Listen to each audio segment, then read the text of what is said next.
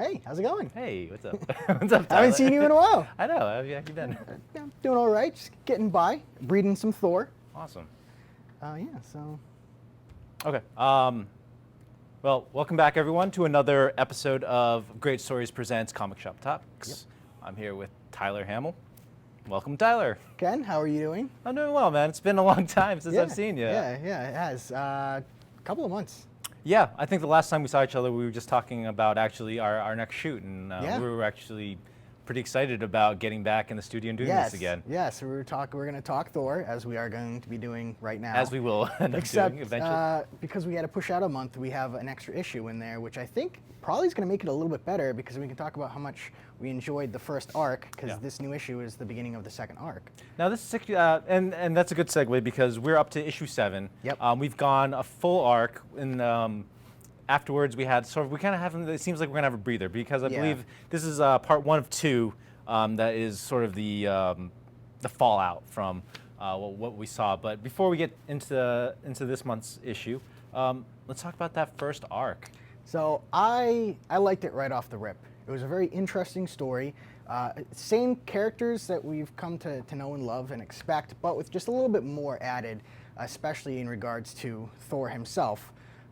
So it opens up with Thor essentially being the new king of Asgard. Which is great because it follows continuity where we just had the War of the Realms. Yep. And at the end of that, Odin basically recognizes his son as saying, "You are worthy to be king of Asgard." Yes. All hail King Thor. Awesome. But here we are. We start off, Thor's king in Asgard. And I mean, like immediately, it's just like he's riddled with these issues that he has where he can't continue to go out and just like adventure and, you know, seek out battle and enjoyment in the life that he used to, because now he's got these kingly duties. he's got responsibilities. Yes, he can't just go out and have fun anymore. He's got to be on the throne, helping out his people. I do like the aesthetic that they brought to Asgard. Now no longer this beautiful golden city. It's more akin to a natural feel, which he essentially has made Asgard the center of Yggdrasil, the world tree. Yes. So I thought that was really cool. A little bit more like Fae rather than like glorious golden city. I agree. I thought it had more. Actually, it reminded me of like Themyscira, like, you know, like Wonder Yeah. Woman's, like, you know, where she came from. It Yeah, definitely did exactly. have like a bit more of like a throwback feel, which I did like, as opposed to like this mystical, fantastic city. Yeah, exactly. I did like that.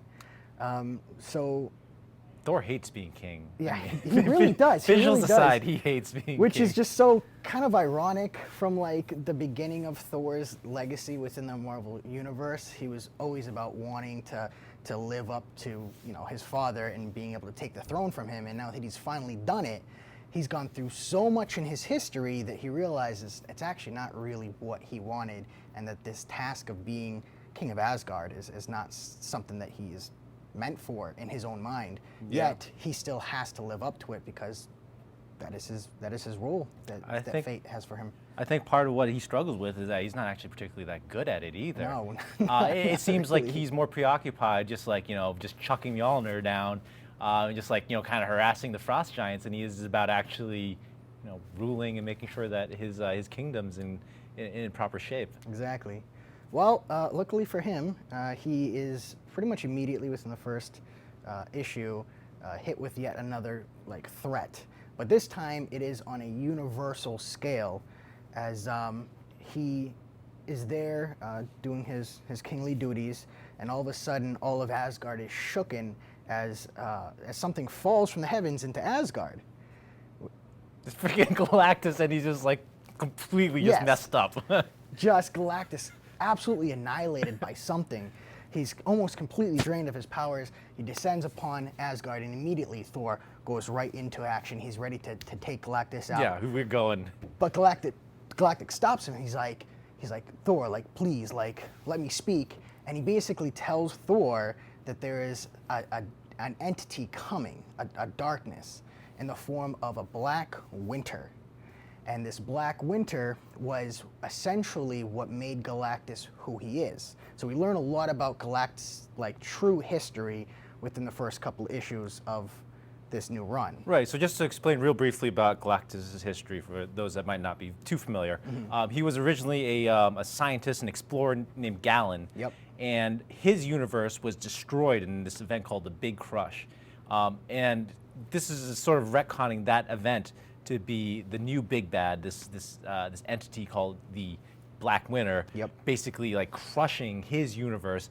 And he was Galactus is basically the only entity after that was able to escape his reality. Exactly. Came into our universe as and then gestated and became the cosmic force that we know as Galactus. Exactly.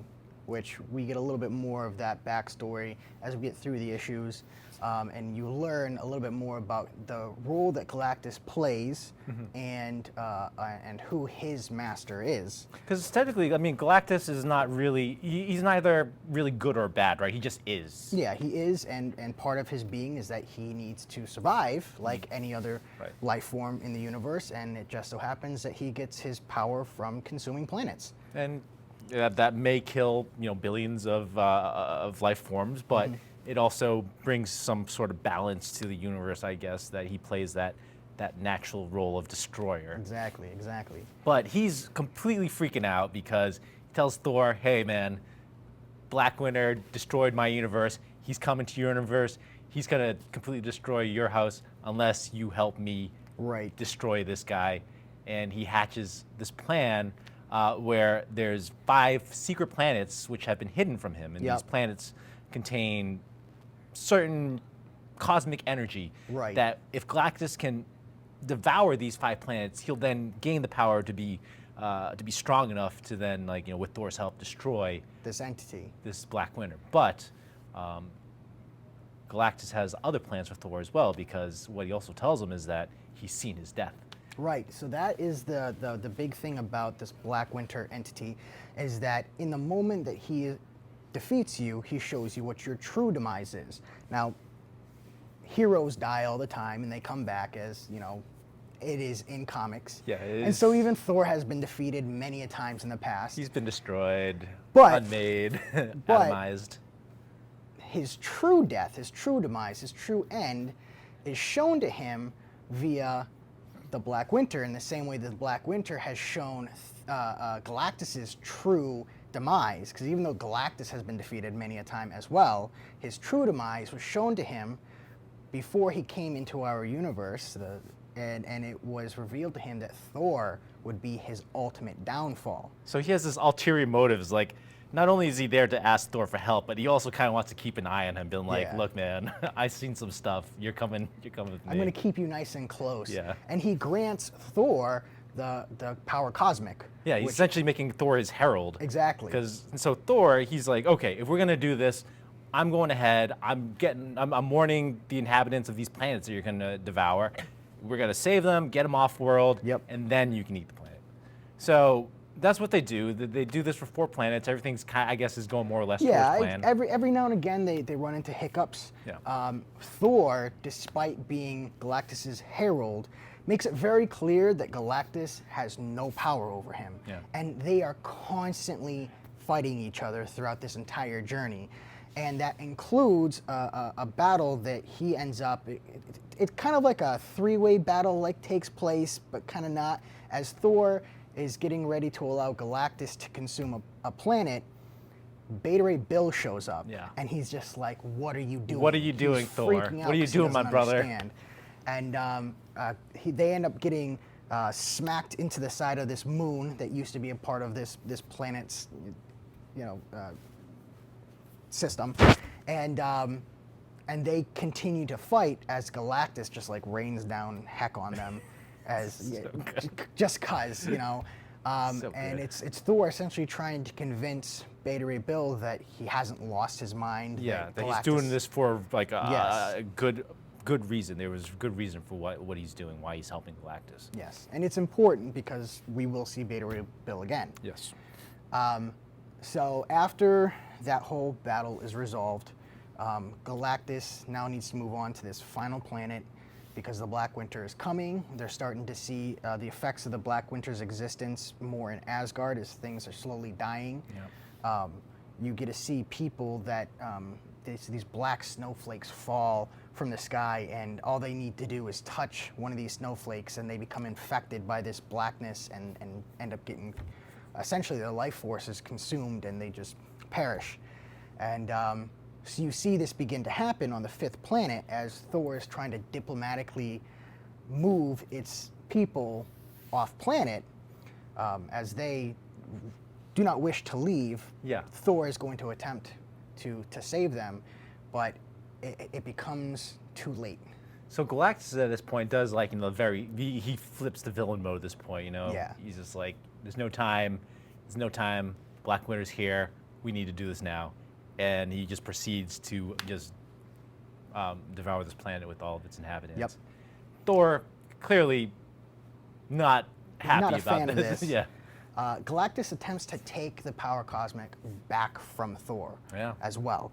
And this is what gives you an idea of exactly how powerful Thor has become since he has taken the power of Odin as a part of his arsenal. And as they prepare for battle against this force, Thor claims the power cosmic back from Galactus, Crazy. just like sucking it from him. And Galactus is freaking out, like, how is what? this possible? Like, how dare you steal my power? Like, completely confused and realizing that Thor truly is far more powerful than even he could have known, and likely seeing his own demise and what was unfolding.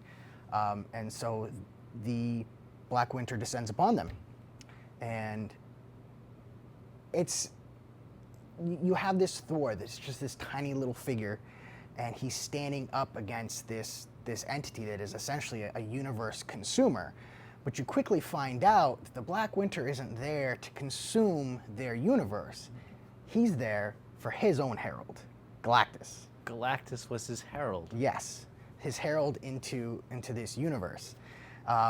So after Galactus's universe, his true universe, back where he was Galen, was consumed, he was allowed to survive so that he could come into the next universe that would be born, which was our own, the universe of the comics, and was essentially there to basically prepare the way for the Black Winter to come forth. But Galactus decided he wanted nothing to do with it, and he breaks free from the Black Winter's heraldship, if you will, and essentially goes rogue. And that's why the Black Winter has come. Now, how much of you actually believes what's being said here? I'm not entirely certain myself. Clearly, the Black Winter had some sort of issue with Galactus doing what he had done and basically broke free. It seemed And like he makes it. It did seem like I'm sorry, but Yep. it did seem like what he was saying about Galactus being his herald. That seemed like it's true just based off the reaction that Galactus had. Yes. Like Galactus never denies what he says, but at the same time, the Black Winter seems very ambivalent to this universe. Yeah. Like Galactus made it seem like, hey, this guy's coming to destroy your universe, but it seems like Black Winter's like, no, your universe is already doomed. Something else is something else is going to take care of you. I don't care about this. I just need to take care of this guy because he betrayed me back in the day. So he seems so underpowered.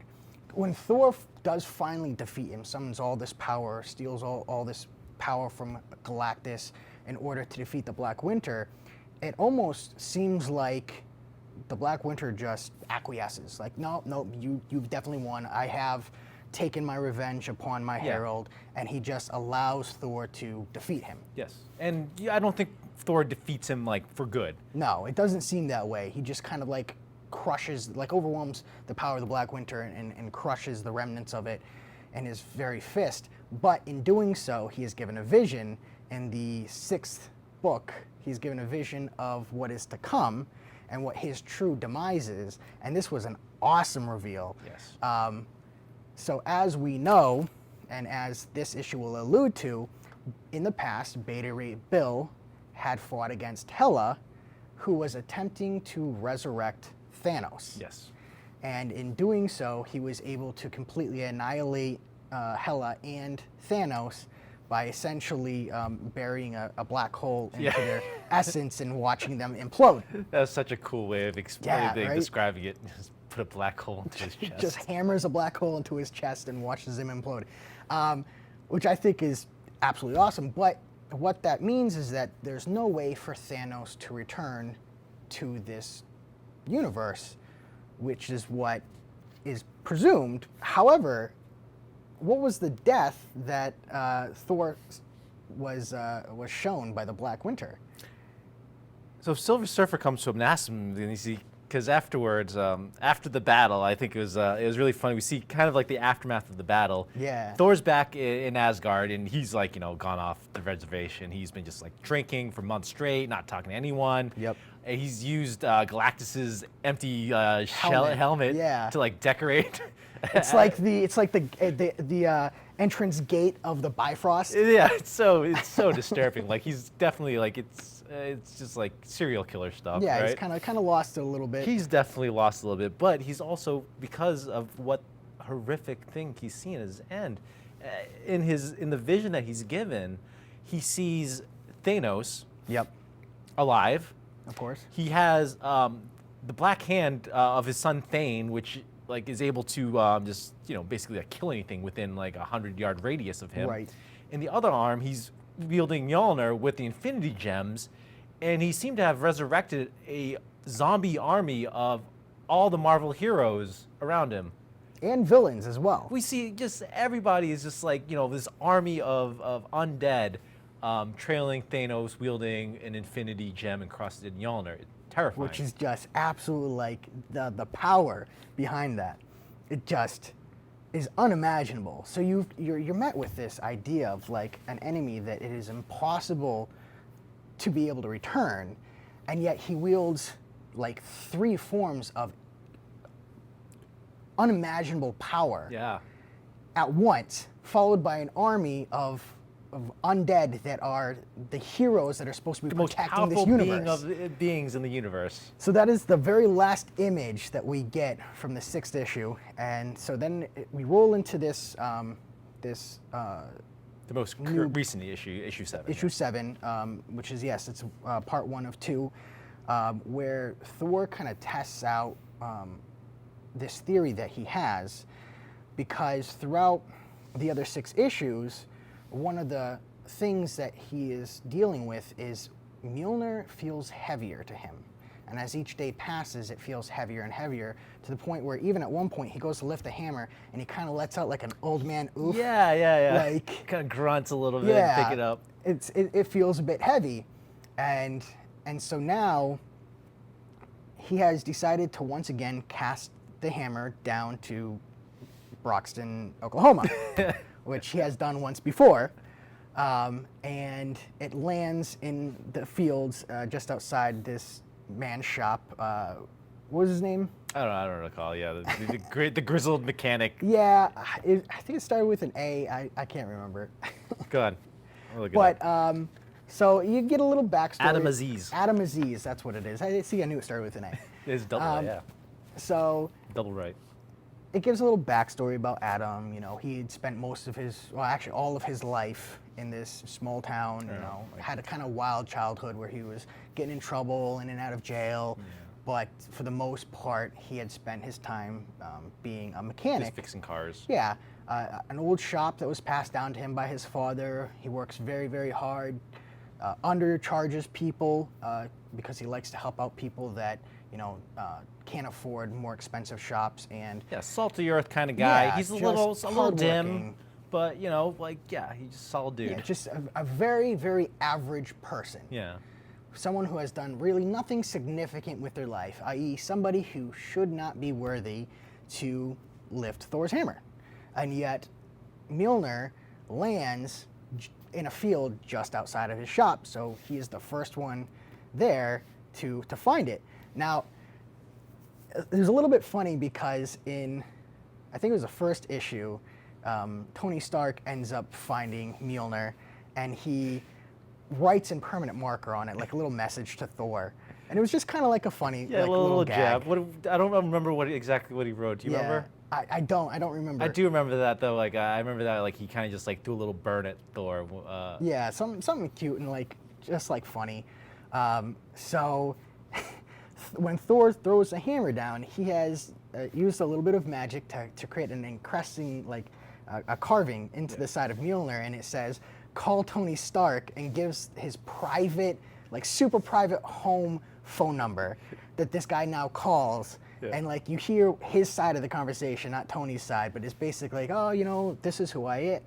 Wait, what? He's just like telling him like, oh, I'm this mechanic back in like, you know, Oklahoma. Tony's like, get to the point, man. Like, and so Tony Stark ends up showing up, and all the press are there, and there's crowds gathering around because this is, you know, not the first time Mjolnir has fallen upon Broxton, and so Tony Stark ends up showing up, and as this is all going on, there are other things that are happening in the background on Asgard, where Beta Ray Bill shows up once again at Thor's request. Yeah.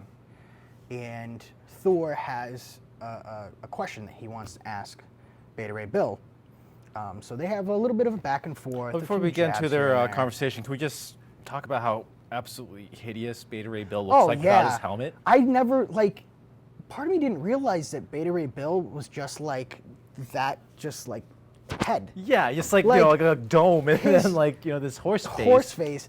And I don't know yeah, right, because it makes sense that it was just the helmet that he was wearing where, you know, had like the whole like... Yeah, but I don't know, I like, part of me expected like fins or something, like, you know? something else, but no, it's just like a solid, like, bald that was head. Weird. Nothing there, just, it's like you just, somebody wearing a horse mask is really what it is. That's what it looks like. It's so bizarre. I was not ready for that. He's not an attractive, actually, what is Beta Ray Bill? He's some kind of alien.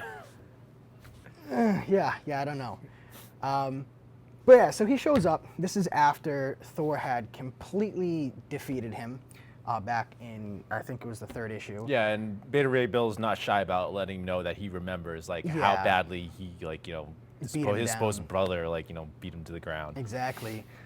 Even going as far as to destroying Stormbreaker. Right, he destroyed his weapon, Beta Ray Bill's hammer. Thor literally completely crushes it so that he can't use it against him. This was back in, again, I think the 3rd issue. Yeah.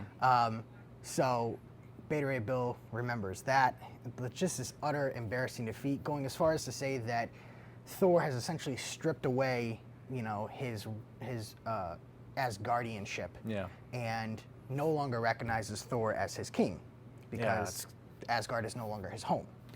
And so you can see that Beta Ray Bill is very crushed and defeated by, you know, what Thor has done to him. It was such good dialogue. That conversation, like, it really, you could feel like Thor's shame for like what he did, like, you know, his realization of like, I really messed this up. Yeah. And like Beta Ray Bill, like, really just like, dude, I am not forgetting this. Yeah, like, just piling it all in, like every little bit of remorse that Thor shows, Beta Ray Bill is just like, but also there's this that you did, and also there's this, and it just piles it on, and so it gives Thor the ability to have a little bit of humility, and he reveals to Beta Ray Bill that, in fact, he feels that there's something that is wrong, and reveals to him that, you know, Mjolnir has become much heavier and more difficult for him to wield.